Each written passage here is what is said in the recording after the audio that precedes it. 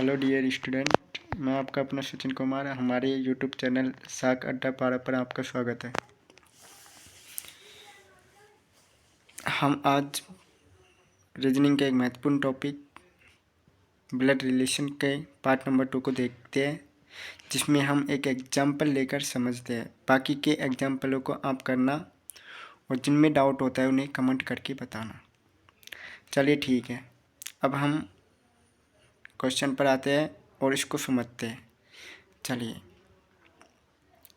अगर आपने हमारा पार्ट नंबर 1 ब्लड रिलेशन का नहीं देखा है तो उसे आप ज़रूर देखिए, और इसके आगे वाला पार्ट नंबर 2 ये पार्ट उसी पार्ट से ही संबंधित है, और ये तभी आपकी समझ में आएगा। ठीक है, ओके चलते हैं।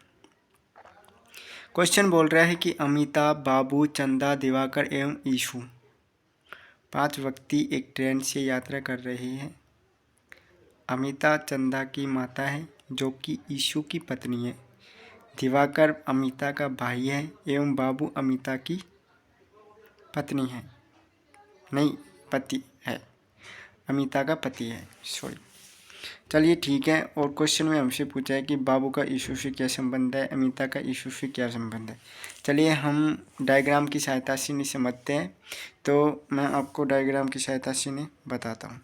चलिए ठीक है, जैसे कि ये जो डायग्राम है इसकी सहायता से मैं आपको बताऊंगा कि आपको मैंने हमेशा बताया कि जो भी त्रिभुज जैसी आकृति होती है उसको मैं मेल से दर्शाता हूँ, और वृत्त की आकृति होती है उसको मैं फीमेल से।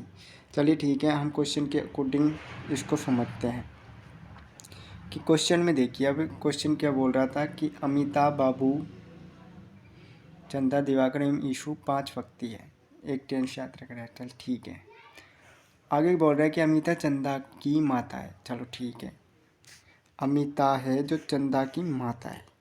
ठीक है, अमिता लेडीज होगी, इसका भी कोई पति होगा, डबल डंडे से प्रदर्शित कर दिया। बाबू इस अमिता का पति है, यानी कि लास्ट वाली लाइन में देखो आप क्या बोल रहा है कि बाबू अमिता का पति है, तो बाबू अमिता का पति है। और फिर आगे क्या बोल रहा है कि